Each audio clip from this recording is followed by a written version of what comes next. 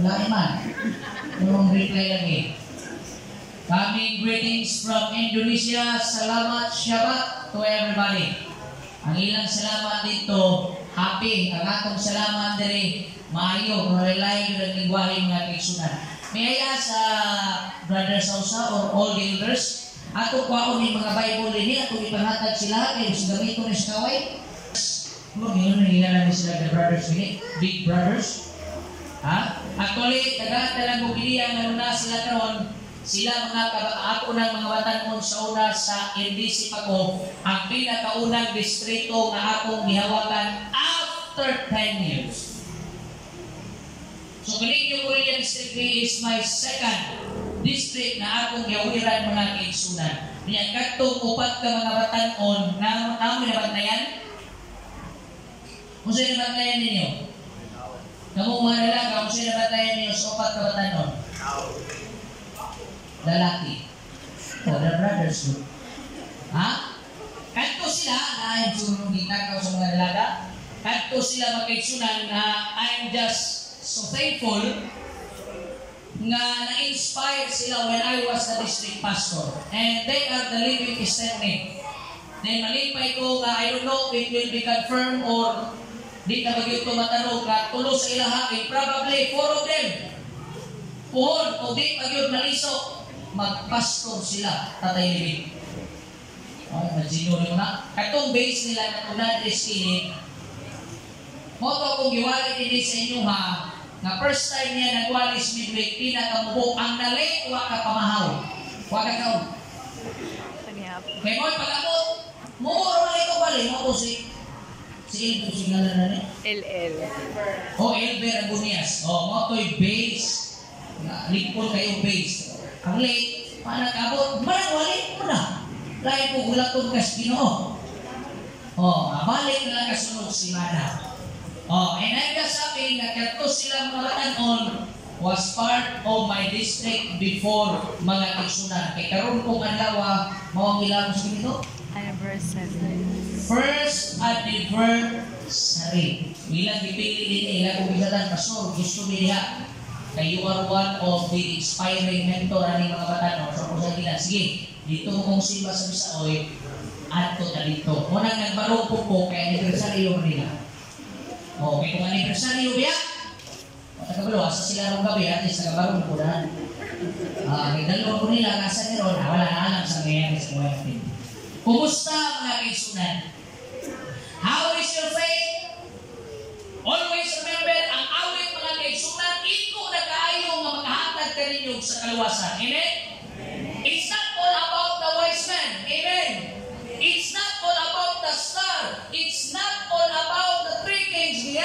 It's not all about the gift, the frankincense, the gold. It is all about Jesus. It is all about you see. Ang imong pag-adto karon sa simbahan dili na tungod kay nahimo kang konbertido sa Seventh-day Adventist. You come here because you believe you are saved by the grace of God. Amen. Don't come to church because you believe you will be saved. No, you will not. Come to church kay giluwas na ka sa atong Ginoo. Amen. Ayaw katulog sa kagabion tungod kay Ginoo magbantay nimo. Katulog sa kagabion kay nasayod ka, nagiluwas ka na sa Ginoo, makamata lagi ka. Pero di na kakamata, humira mo. May usahay sa tuwa, ganiya, nawa ko sa papa. Anak ko mali, dito kong pangutana, may usahay di ano, may itong pinagkaguntan. Bugaya ni mo matawin, mo at least nakamata. Bugay mo kayo mata, at least nakamata. Kaysa di na mo matay kung may kasapaan. Wala ko kaya pwede na nakamata. May usa ka kuwan nito sululog, giingan niya mapinsunan. Ang usa ka prostitute, ako naman ginasulti sa inyo mga ikaw ang prostitute, wag mo kayo kumaon. Pero nito ba ang prostitute? Ma'am, sa una ka umaon, hindi ka magmahal. Dagan kayo gipagpanday kagahapon, dagan kay tagtrabaho gipanghimo, dagan kay kahimuon sa Domingo, doon na kay himuon sa Lunes, doon na kay planos Martes, unsaon man nimo di ka makamataw ba? Wa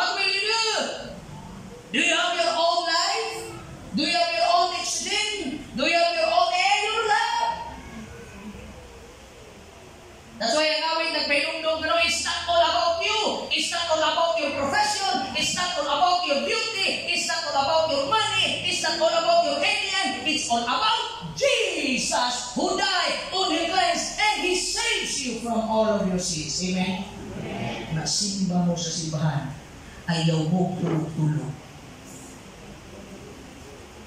Ano ba? Walang nanay mo?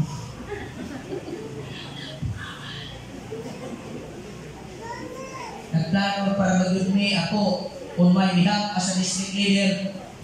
I-cancel na lang yung kayo pasensya yung mong makaisunan puno dito karoon sa balang espiritu. Kaya na-inspired ko when I came back from Indonesia.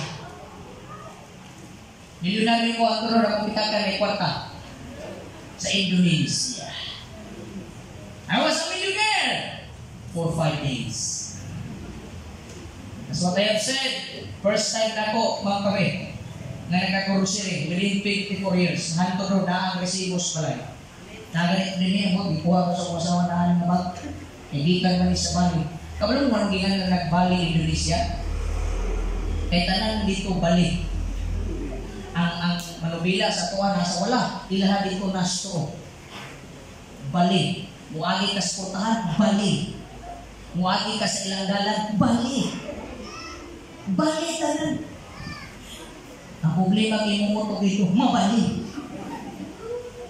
Kaya namin sa kamigong pastor, nagkakundi sa kanangkuan, sa restaurant, kaya dito may natulog sa hotel, iyang sina, bali.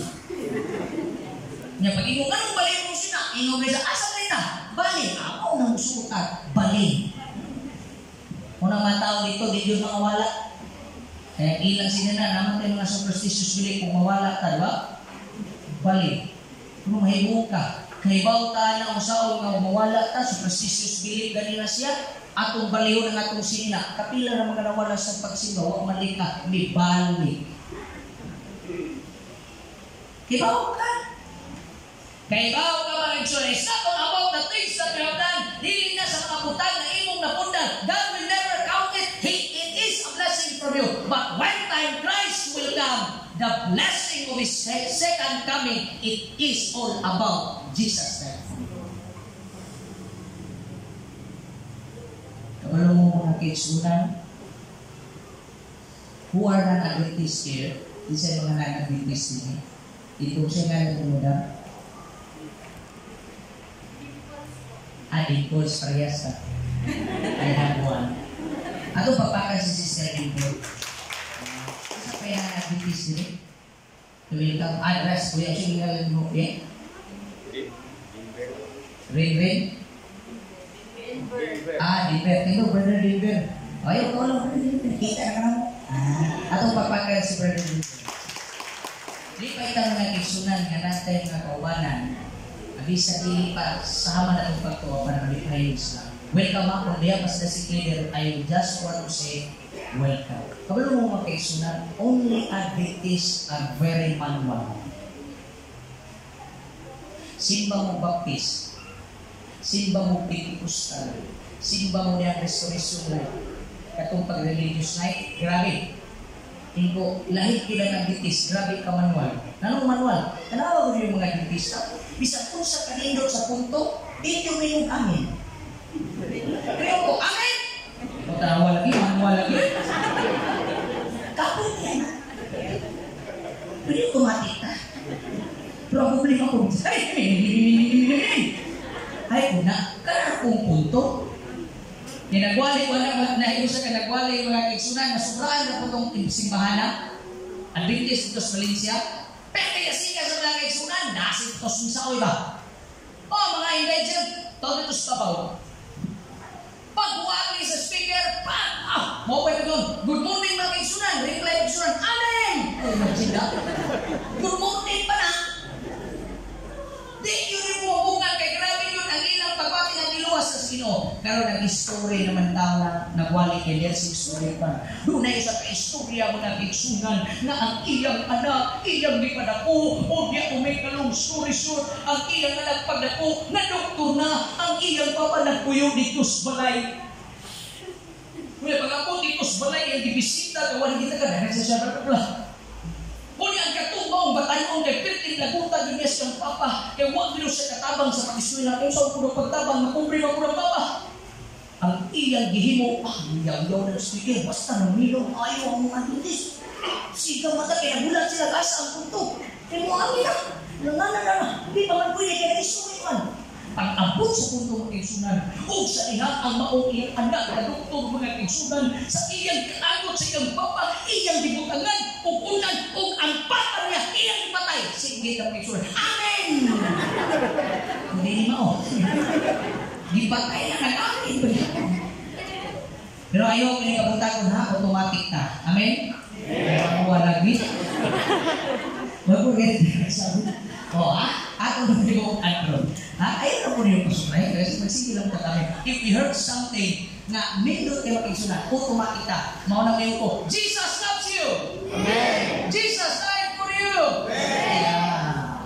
Pagkaliluta. Si Pastor Yusuf na nagkisunan, pag ako rin ng Indonesia, ay magkabalaka, 30 minutes na yung interaction, 1 hour ako mali. Basta gikan ng Indonesia, alam ko nagikan ko Jerusalem po. Wala yun, mga oras mong mali, hindi na yun ako masasya kanina at kabutan sa mga nagkisunan. Yung si Pastor Yusuf nga, Pastor Kabado, nagmasiral na kayo ko, wala pa, di ko ganahan nagmasiral, lang ako gusto mag-lawyer ko. I want to defend the faith in the Seventh-day Church. I really want to defend. Ako na rin di-class na ako na bilang nagmasawa yung kugang mag-class ka. Kaya nga naman, eskwela yung kong attorney. That is my dream system. Nangita yung kong sponsor na, hindi mo ko na-alili. O, pero nagawa na, makso na rin kang kadangas, ng bright mo nga. Wala na yakso na ko kaukaw. Kaya nangita na kong asa kong eskwela. Matry ko. I want to become a lawyer for the Lord. It really my one law. Sa unang mo, nag-law ko, look sa ako. Para lang yun, o. Look sa akin mo sawa. Prepare. Tira no. Ang atong kinabuhi dinis kalimutan. Lumalabay namang mga kaigsunan. It's not an issue. It's not an issue. Dili lalim, dili sa iyong pitos. Ako isultihin ninyo. Our text is found in the book of Matthew chapter 28, verses 18 and 19. Open your Bible. Basahon. Read it in your eyes, and I want you to follow me. Kung gusto na ko, mahimong participative, and we will enjoy feasting the word of our Lord Jesus Christ. Our subject for today, traitors in the temple. Kung sa Bisaya na traitors? Traitor.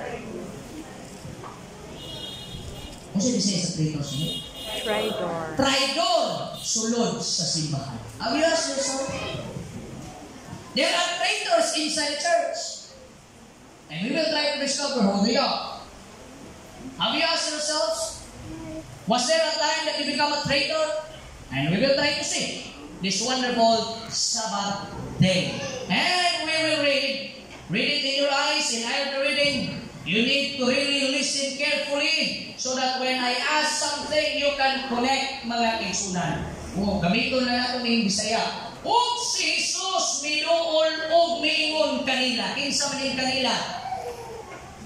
Kinsa man yung? Mga tao. Specifically, these are the disciples of the Lord Jesus Christ. These are actually mga tao na suod kanila mga kaigsunan. So they say, suod sa atong Ginoo. Maunting mga tawanan na gipili yun niya. They are the friends of the Lord our God. Are you a friend of Jesus? Yes. Pinayman, gusto na ko. Are you a friend of Jesus? Yes. Are you a friend of Satan? No.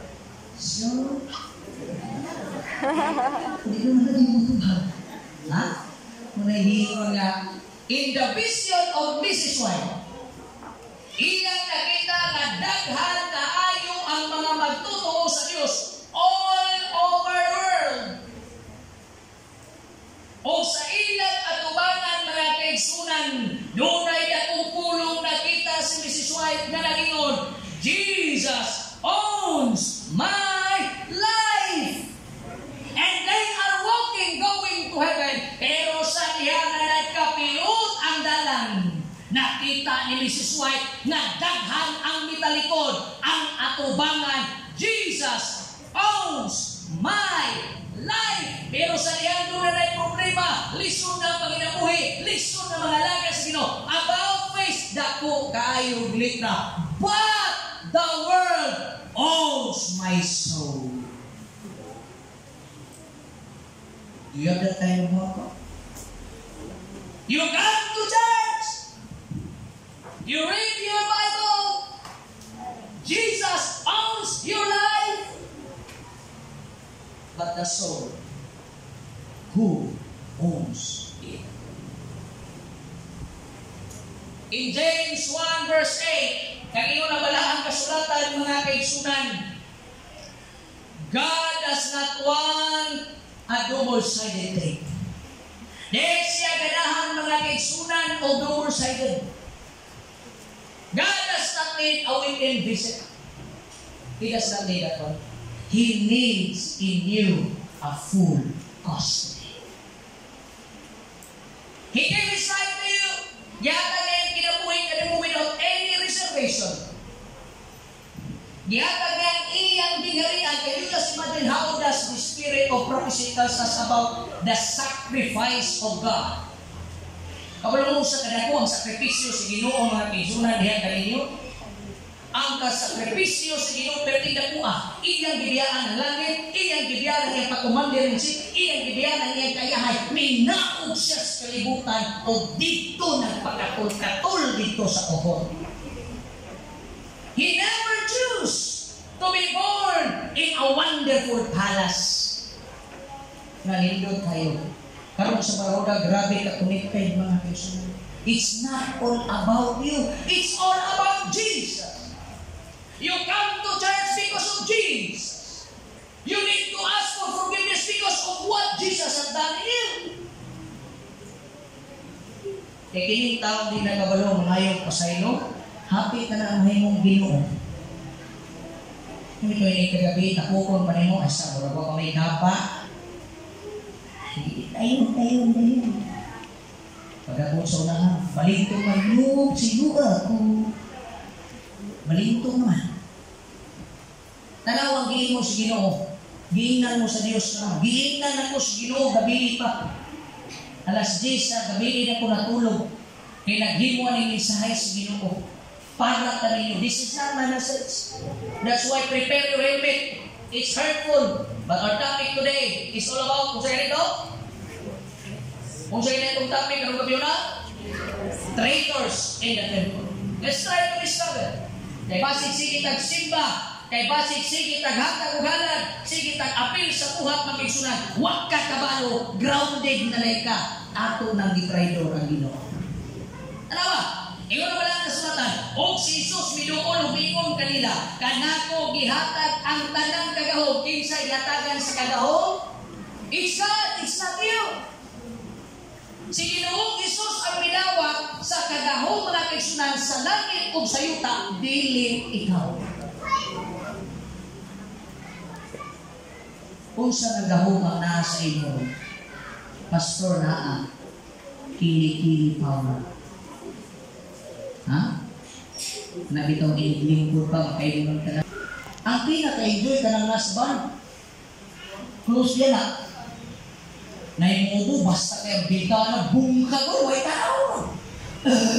Naimubigan na kagawin, boom ka lang kay COVID na. Pero tidak kong bibo ka. Muto'y pinakalindot na kahong. Pero karon bisag usawa ng gubo, ala, magtakot may ilang tao. Pero may mo nasulti ang kagahong sa langit, ang kagahong sa yuta, walang dihatag-dihat kanimo, kay nakita na sa atong amahan, na di ka pwede mahimong Diyos. Amen?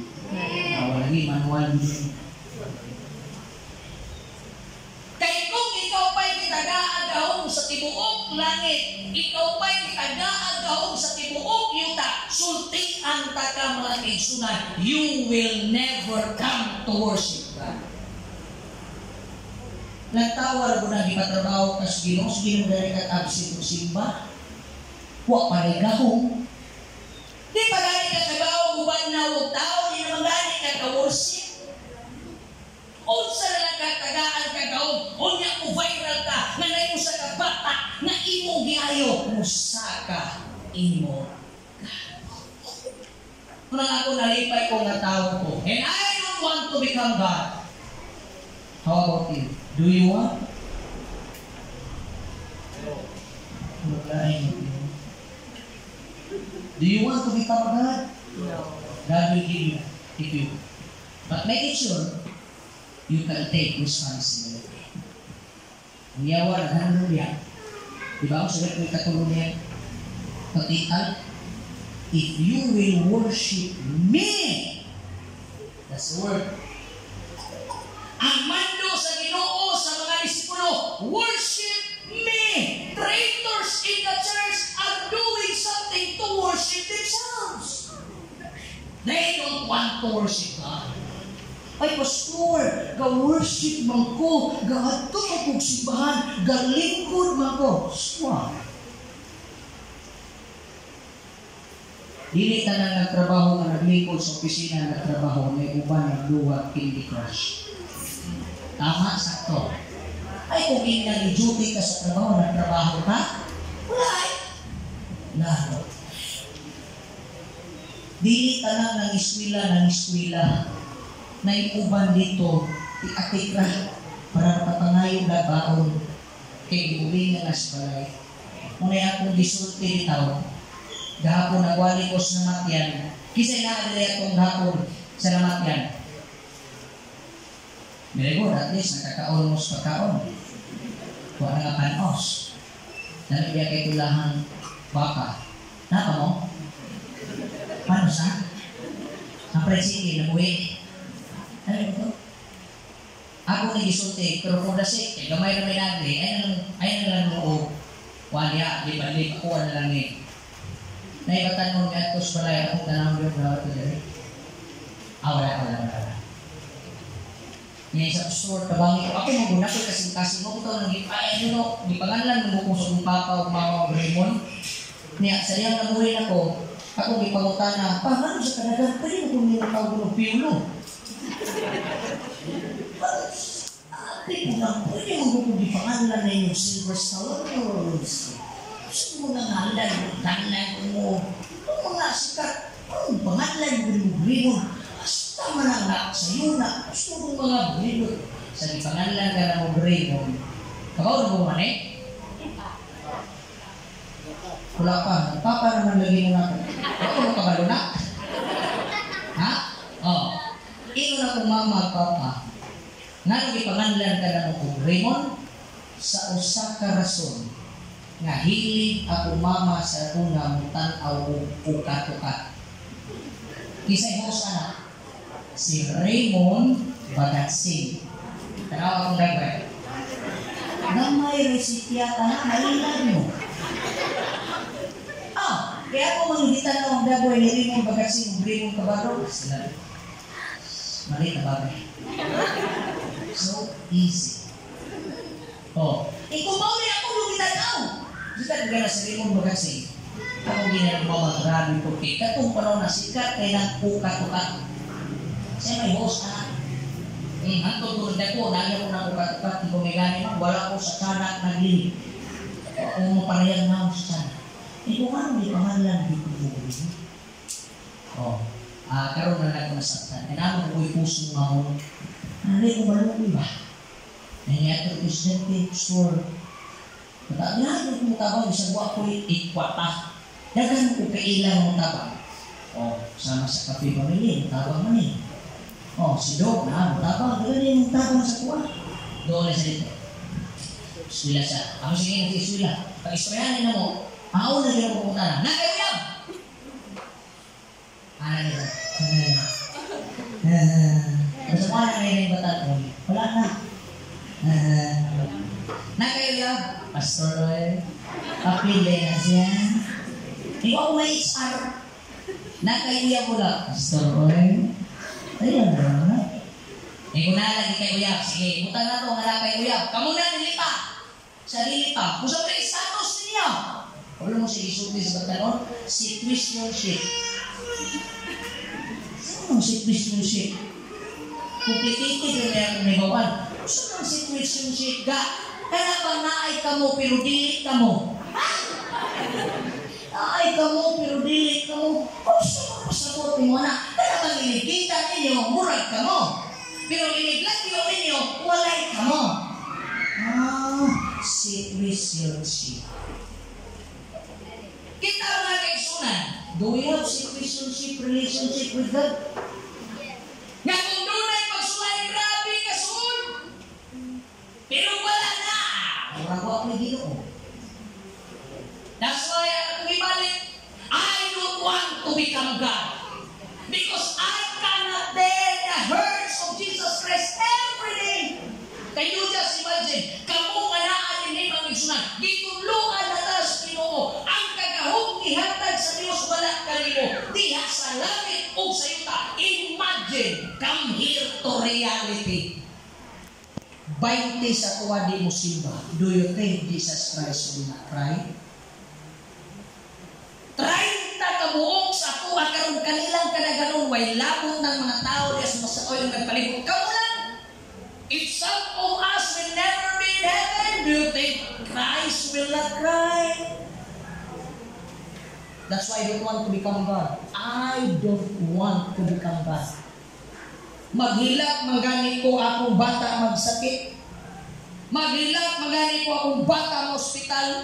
Imagine 6,000 years ago, tanang binuhat sa Diyos, gigamitan niya gahong sa langit, gigamitan niya gahong sa yuta, nangamatay si Adan, si Isaac, si Jacob, mga suod sa Ginoo. Did Jesus cry? Cry. Nasutihan ang mga kaisunan. His power of the Lord is powerless unless you open your life to Him. Sugo sa Ginoo. Gihatag kaniya kagahom sa langit o diha sa yuta. O ingon ang versikulo 19, open your Bible. Nag-ingon, busa panglakaw kamo o himuan inyong mga tinunan ang tanang kanasugan. There are traitors inside the church. These are those people nga sila ang unang musuba sa gisugo sa Ginoo. Ang problema na ito karon ingon ang Biblia nagsugo, panglakaw kamo, himuan ninyo silang kung saan himuon nato silang kung sa may English na ng tinunan, disciples. The problem is this. Kita mo'y nahimong disipulo sa kalibutan. Paano mo yan nasabi, Pastor? Look at the world today. Seventh-day Adventist was raised for a mission. Unsa nga mission mga pinsunan? Ang atong mission is in Revelation 14. Diba sa kanya? The three angels message. Atong sultian ang mga tao, katong mga tao na confused. Atong walihan ang mga